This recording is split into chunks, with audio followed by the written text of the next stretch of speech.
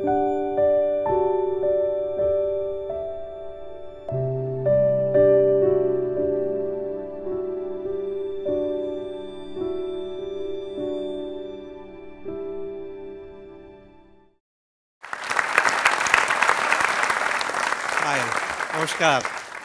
नमस्कार नमस्कार दोस्तों, अभिनंदन, एहतराम, स्वागत। कैसे हैं आप लोग? Happy to see you again friends. दोस्तों, आज हम बहुत ही मज़ेदार बात करने वाले हैं, बहुत दिलचस्प। अगर ये बात समझ में आ गई ना, तो हम सही इन्वेस्ट कर पाएंगे कि नहीं वो तो तय नहीं हो पाएगा, लेकिन ये तय हो जाएगा कि हमसे गलतियां नहीं होंगी। और ये जो बात मैं आपसे करने वाला हूँ, इसका श्रेय किसको जाता है? इसका श्रेय जाता है एक महान मनोवैज्ञानिक को, जिनका नाम है रिचर्ड थैलर। साइकोलॉजिस्ट भी हैं, इकोनॉमिस्ट भी हैं। थैलर साहब को अभी हाल ही में 3 या 4 महीने पहले नोबेल प्राइज़ मिला है, और बड़ी मेहनत की है उन्होंने पिछले 35-40 सालों से। उसके बाद में जाके देखिए उनको नोबेल प्राइज़ मिला है, और बहुत खूबसूरत बात कहते हैं। 2-3 बातें वो कहते हैं। पहली बात वो कहते हैं कि इंसान कॉन्टेक्सचुअल होता है, वो वैसा बिहेव करता है जैसे कॉन्टेक्स्ट होता है। दूसरी बात वो कहते हैं कि इंसान आलसी होता है। आप मानते हैं इस बात का? आलसी होता है, हम बात करेंगे। और तीसरी बात वो कहता है कि रुपए के साथ एक अजीब सा रिश्ता है। वो इस रुपए को मेंटल अकाउंट में रखता है। एक शब्द उन्होंने कॉइन किया, मेंटल अकाउंटिंग। अब क्या है मेंटल अकाउंटिंग? आइए हम इसको समझते हैं, और निवेश में हमको इसको किस तरह से उपयोग कर सकते हैं, ये आपका इंडिविजुअल व्यक्तिगत निर्णय होगा। एक सवाल मैं आपसे पूछूंगा, और उम्मीद करता हूं कि आप मुझे जवाब देंगे। सवाल देखिएगा आप। यहाँ पर एक हम कॉन्टेस्ट करेंगे। उस कॉन्टेस्ट में आपको 10,000 रुपये जीतने को मिलते हैं। कैसा लगेगा आपको? यूल फील हैप्पी, क्योंकि आपने 10,000 रुपये कमाए। चलिए, बहुत बढ़िया। आपको 10,000 रुपया एक रिश्तेदार से गिफ्ट में नकद मिलता है। कैसा लगेगा? अच्छा लगेगा? You feel happy? My goodness, 10,000 rupees cash gift. तीसरा, आपके 10,000 रुपये खो गए। सुबह जैसे ही आप यहां पर आए, आपके 10,000 रुपये इस भवन में खो गए।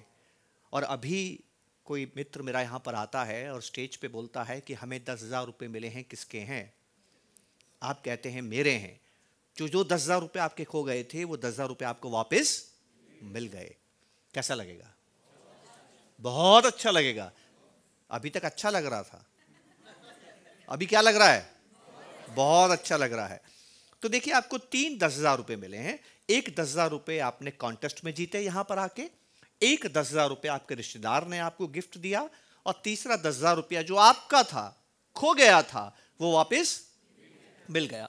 तीनों ही स्थिति में आपको 10,000 रुपये मिले हैं। ये तीनों ही स्थिति में आपको समान खुशी हुई है कि किसी स्थिति में ज्यादा खुशी हुई है? ज्यादा किस में ज्यादा हुई? जिसमें पैसे खो गए और वापस मिल गए। गीता याद आती है दोस्तों? गीता कौन सी? कृष्ण वाली गीता याद आती है ना? हमें गीता क्यों बताई जाती है, आइए हम समझने की कोशिश करते हैं दोस्तों। और रिचर्ड थैलर साहब को मैं श्रेय दूंगा इसके लिए। देखिए, मनोवैज्ञानिक जो साइकोलॉजिस्ट होते हैं, इकोनॉमिस्ट, बिना साइकोलॉजी के इकोनॉमिस्ट बनना इम्पॉसिबल सा नजर आता है। कितनी गहराई से चीज़ों को सोचते हैं दोस्तों। आइए हम समझते हो क्या रहा है। हमने एक बहुत बड़ा अपराध किया है, और ये अपराध है फंजिबिलिटी ऑफ मनी को नहीं समझना। मनी फंजिबल होती है। ध्यान से इस बात को समझिएगा।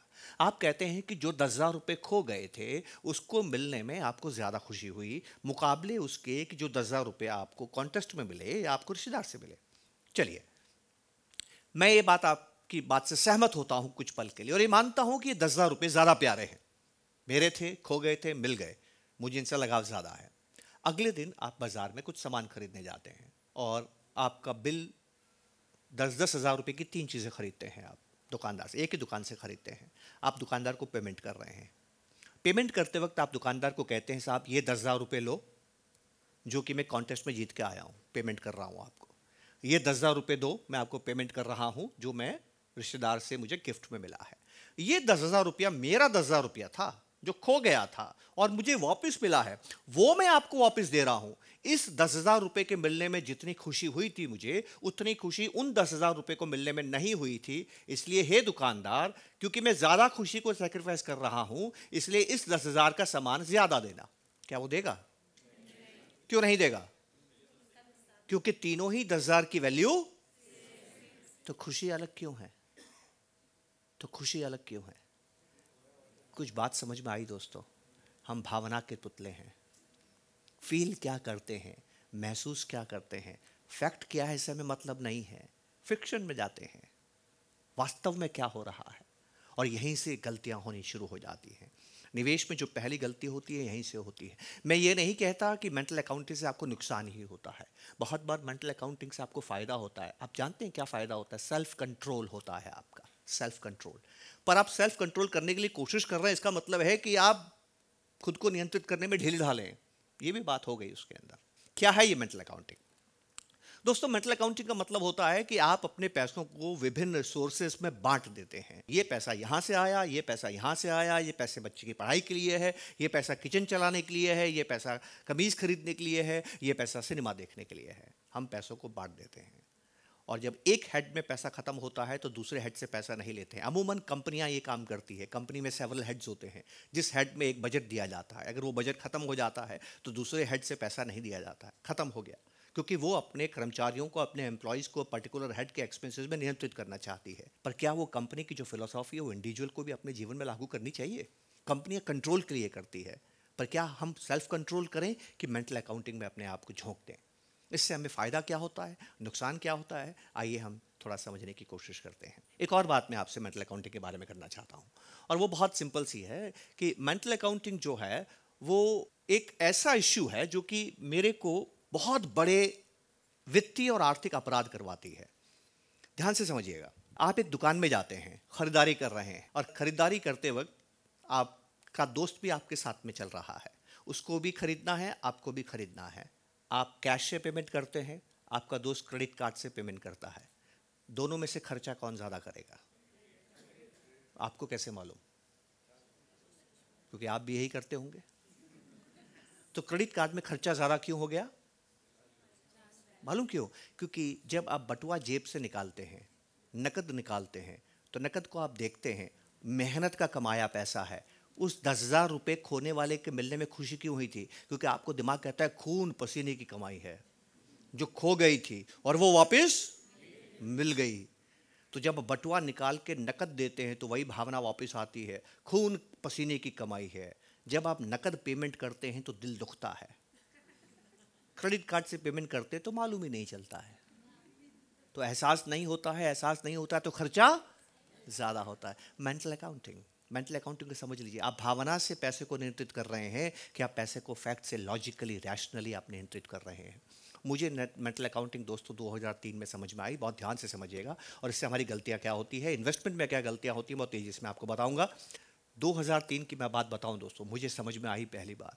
मुझे एक बहुत बड़े फंक्शन में जाना था। जैसे ये फंक्शन हो रहा है तो मुझे सूट खरीदने की इच्छा हुई। तब तक मैं सूट वो पहनता था जो दर्जी बनाता था। इस बार मेरी इच्छा हुई ब्रांड का पहनता हूँ, नज़र आना चाहिए कि ब्रांड का मैंने सूट पहना है। मैं ख़रीदने गया, कीमत थी 10,000 रुपये, 9,990 सो 2003 में ये रकम मेरे लिए ज़्यादा थी दोस्तों। तो मैंने देखा कि वैल्यू फॉर मनी नहीं है और मुझे ये सूट नहीं खरीदना चाहिए। मैंने सूट नहीं खरीदा, वापस घर आ गया, और घर आने के बाद बीवी ने पूछा, अरे सूट नहीं लाए? मैंने कहा बहुत महंगा था। उसी शाम को मेरी सास, मेरी मदर इन लॉ मेरे से मिलने के लिए आई। वो एक रात हमारे साथ में रही। दूसरे दिन जब मैं ऑफिस जाने लगा तो मुझे कहती है कि मुझे आज ही वापस जाना है, can you drop me to the railway station? मैंने कहा वाई नॉट, चलिए मैं आपको छोड़ देता हूँ। मैं उनको रेलवे स्टेशन छोड़ने गया, और जब मैं उनको छोड़ के विदा होने लगा, उनको कोच में बैठा के, तो वो कहती है ज़रा रुकिए। वो अपना पर्स निकालती है, उसमें से एक लिफाफा एनवलप निकालती है और मुझे देती हैं, और मुझे कहती हैं कि आपके पापा ने, फादर इन लॉ ने आपके लिए गिफ्ट भेजा है। ठीक है, बहुत समझदार महिला है। देखिए, वो गिफ्ट मुझे घर पे नहीं दिया, नहीं तो बीवी का हो जाता। ठीक है, वो गिफ्ट उन्होंने मुझे जब छोड़ने गया तब उन्होंने गिफ्ट दिया, और उस गिफ्ट में 10,000 रुपये नकद थे दोस्तों। उस शाम को फिर मैं घर आया, थोड़ा लेट आया। डोरबेल बजाई, बेगम ने दरवाज़ा खोला। दरवाज़ा खोलते ही पूछती, अरे वाह सूट ले आए? अरे वाह सूट ले आए? वो सूट मैंने क्यों खरीद लिया? क्योंकि उस पैसे को मैंने अपना माना ही नहीं। ये तो ससुर जी के पैसे हैं, खर्च कर दिया। सैलरी के पैसे खर्च, पैसे और पैसे में फ़र्क किया। ऐसा इंसान अच्छा इन्वेस्टर नहीं बन सकता। आप जानते हैं क्यों? हमारे शास्त्रों में धन को ईश्वर माना गया है, लक्ष्मी माना गया है दोस्तों। हमारे शास्त्रों में पुरुषार्थ, हमारे जीवन का लक्ष्य है पुरुषार्थ। पुरुषार्थ का मतलब होता है मेहनत, और मेहनत 4 जगह आपको करनी है: अर्थ, काम, धर्म और मोक्ष। इसमें अर्थ बहुत इंपॉर्टेंट है। हम 4 वर्णों में रहते हैं, गृहस्थ आश्रम, संन्यास आश्रम, आपने सुना होगा इसके बारे में, है ना। स्कूल में पहला आश्रम क्या है? स्कूल में पढ़ने जाते हैं। दूसरा आश्रम क्या है? परिवार बनाते हैं। तीसरा आश्रम क्या है? परिवार में, शहर में तो रहते हैं लेकिन विमुख हो जाते हैं। और आखिरी आश्रम क्या है? वन में प्रस्थान करते हैं, जब आप दुनिया को छोड़ देते हैं, ठीक है। तो उसमें जो गृहस्थ आश्रम है उसमें सबसे बड़ा काम माना गया है अर्थ अर्जन, पैसा कमाना हमारा लक्ष्य है दोस्तों। धन जिसके पास में होता है वही खुश रहता है। तो आपने अपराध किया, लक्ष्मी और लक्ष्मी में फ़र्क कर दिया। मैंने सैलरी को महान लक्ष्मी माना लेकिन ससुर जी के पैसे को कमतर लक्ष्मी माना। तो अगर लक्ष्मी है तो मेरे से नाराज होगी, खुश होगी? एक लक्ष्मी को इज्जत देता है, दूसरे लक्ष्मी को इज्जत नहीं देता है। तो आइए समझते हैं इसका हम पर इम्पैक्ट क्या पड़ता है। ज़बरदस्त इम्पैक्ट पड़ता है और हमें सबसे बड़ा नुकसान हमारे इन्वेस्टमेंट में होता है। बहुत जल्दी से देखिए, मैं आपको एक एग्जांपल दूंगा, इस एग्जांपल को आप देखिएगा। आप एक इन्वेस्टमेंट करते हैं, इन्वेस्टमेंट एक्स करते हैं, 50 रुपये पे इन्वेस्टमेंट करते हैं। कितने में खरीदा? 50 रुपये में खरीदा, और ये आपकी कॉस्ट है। वाई में इन्वेस्टमेंट करते हैं, आपने 50 रुपये में खरीदा। तो दोनों ही इन्वेस्टमेंट आपने 50 रुपये पे, आपकी एनएवी थी, 50 रुपये पे आपका प्राइस था, आपने इन्वेस्टमेंट किया। कुछ समय के बाद में आपको पैसों की ज़रूरत पड़ती है, तो आप अपने एडवाइज़र को, ब्रोकर को फ़ोन करते हैं, भैया भाव बताइए, मुझे पैसा निकालना है। वो आपको भाव बताता है, प्राइस, आज की प्राइस क्या है। तो बताता है एक्स की कीमत है 25 रुपये। यहाँ क्या हो रहा है? नुकसान हो रहा है, यहाँ पे आपको लॉस हो रहा है, ठीक है। और यहाँ पर है 50 रुपये वाई। अब आप डर जाते हैं, अरे बाबा बेड़ा गर्क हो गया, पैसा कम हो गया, पैसा निकालना है, क्या करूं। आप डरते डरते वाई की कीमत पूछते हैं, वो आपको वाई की कीमत बताता है 75 रुपये। क्या हो गया? प्रॉफिट हो गया। ध्यान से देखिएगा दोस्तों, आप इन दोनों में से किसी को भी निकाल के, किसी को भी बेच के अपनी ज़रूरत पूरी कर सकते हैं। एक्स जिसमें नुकसान है उसको बेच के भी ज़रूरत पूरी कर सकते हैं, वाई जिसमें फ़ायदा है उसको बेच के भी ज़रूरत पूरी कर सकते हैं। आप कौन सा इन्वेस्टमेंट बेचेंगे? एक्स को बेचेंगे कि वाई को बेचेंगे? अब वाई को बेचेंगे जिसमें आपको फ़ायदा हो रहा है। अब वाई को बेचेंगे जिसने परफॉर्मेंस अच्छा किया है। अन्य बातें समान हो, इकोनॉमिक्स में इस बात को हमेशा याद रखिएगा, अगर अन्य बातें समान है तो क्या आपको ये काम करना चाहिए था? आइए इस बात को समझते हैं। एक पिता है, उसके 2 बेटे हैं, और आपका मित्र है वो, लेकिन दूर शहर में रहता है। तो आपके दोस्त के 2 बेटे हैं, और आपको ये भी खबर है कि एक बेटा लायक है, एक नालायक है, और जो नालायक है सुधरता ही नहीं है, बिगड़ता ही जा रहा है। एक दिन आपको खबर आती है कि आपके मित्र ने एक बेटे को धक्के देके घर से निकाल दिया। किसको निकाला होगा? नालायक को निकाला होगा। इन्वेस्टमेंट में आपने किसको निकाल दिया?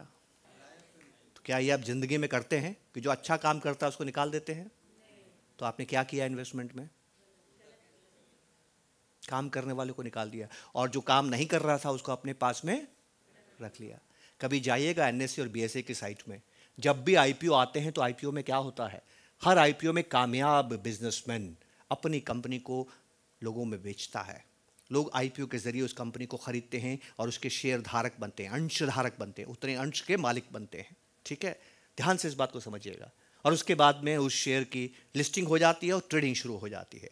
तो ट्रेडिंग होते ही आईपीओ में जिन लोगों ने इन्वेस्टमेंट किया होता है तो फायदा होता है और नुकसान होता है। ज़्यादातर पब्लिक क्या करती है? जैसे ही फायदा होता है अगले 2-3 दिनों में उसको बेच देती है, और जिसमें नुकसान हो जाता है पकड़ के बैठ जाती है। इम्पैक्ट क्या होता है? ध्यान से सुनिएगा। हिंदुस्तान में जितनी भी कंपनियां आज तक आई हैं आईपीओ के जरिए, सब लिस्टेड हैं। इसमें जो सबसे कामयाब कंपनियां हैं, इसमें ऐसी कामयाब कंपनियां हैं जिन्होंने दोस्तों 20 साल में, 30 साल में 10,000 के 100 करोड़ बनाए हैं। ऐसी कंपनी है जिन्होंने 10,000 के 300 करोड़ बनाए हैं। ऐसी कंपनी है जिन्होंने 10,000 के 40, 50, 60, 70 करोड़ बनाने वाली बहुत सी सारी कंपनियां हैं।